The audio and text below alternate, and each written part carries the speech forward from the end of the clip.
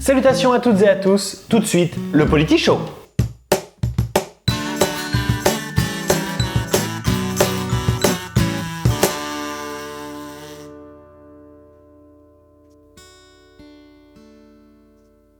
Je commence par un grand... Merci. Oui, merci à vous tous d'avoir participé. Vous étiez nombreux à partager la vidéo de base et à encourager la démarche. J'ai reçu plein de commentaires qui nous permettent de faire un bien bel épisode. J'ai sélectionné les commentaires que vous avez rédigés pour parler de ce sujet. On démarre par le commentaire de Karine qui nous dit espérer un changement après l'élection d'Hillary Clinton à la présidence des États-Unis. J'ai envie de répondre que pour le symbole, c'est évident, ça serait super. Surtout en face de Trump. Mais a-t-on vu un réel changement de la situation des Noirs américains aux USA depuis l'élection de Barack Obama? On a même l'impression que c'est pire en ce moment. Autre commentaire. Quentin nous parle, lui, du problème générationnel repris par le commentaire de Iris, d'ailleurs. Tous les deux évoquent la vision archaïque et vieillissante de nos politiques. Effectivement, l'hémicycle est composé aux 2/3 de députés de plus de 60 ans.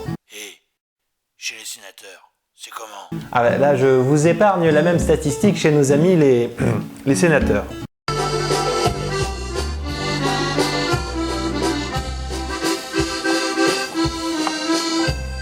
Il est donc, selon vous, sûr qu'une majorité d'hommes de plus de 60 ans n'auront pas la même vision de la place de la femme dans la société. Iris nous parle même d'instruction. Effectivement, la génération actuelle a été éduquée dans l'esprit d'égalité homme-femme, ce qui n'est évidemment pas le cas des personnes qui ont été éduquées dans les années 50. Autre commentaire, celui de Pierrick. Pierrick nous parle de la réduction des mandats, qui en apparence serait un autre débat, mais qui selon Pierrick provoquerait une forme de rééquilibrage. Dans l'idée, je suis d'accord avec ton raisonnement, mais dans les faits, la classe politique, majoritairement masculine, aurait toujours en main les cartes de la redistribution des rôles. Et du coup, cela ferait sûrement des économies, mais là, c'est vraiment un autre débat. Mais du coup, je ne pense pas que l'égalité homme-femme serait appliquée. Commentaire de Marianne. Dans ce commentaire aussi, Marianne est d'accord avec Iris qui nous disait que la parité n'était pas forcément la solution, mais qu'au moins on s'habituait à voir les femmes en politique. Marianne évoque aussi quelques femmes dragons qui seraient mises en avant afin de montrer la voie aux autres femmes. Alors là, on entre dans le débat des femmes déjà en politique qui, selon certains, sont pires que les hommes. Elles en font trop, etc. etc. Je vous laisse voir les commentaires, et je vous épargne aussi les quelques messages que j'ai reçus des groupes de soutien à DSK et autres cramés du bulbe. Soyons clairs, si une femme fait comme un homme, c'est donc un dragon. Elle est donc pire que les hommes alors qu'elle fait ou dit plus ou moins la même chose. Une dame très importante m'a même écrit en privé, c'est ma mère, pour me dire que la chanson sur Margaret Thatcher était honteuse parce qu'on blâme cette femme politique justement parce qu'elle est une femme. Et là on peut débattre pendant des heures. Vous avez 4 heures. Je vous parle d'un dernier commentaire. Enfin, c'est plutôt un message privé qui m'a été envoyé par une élue d'une grande ville. Elle me parle de la rivalité des femmes qui, parfois, se tirent un peu trop dans les pattes.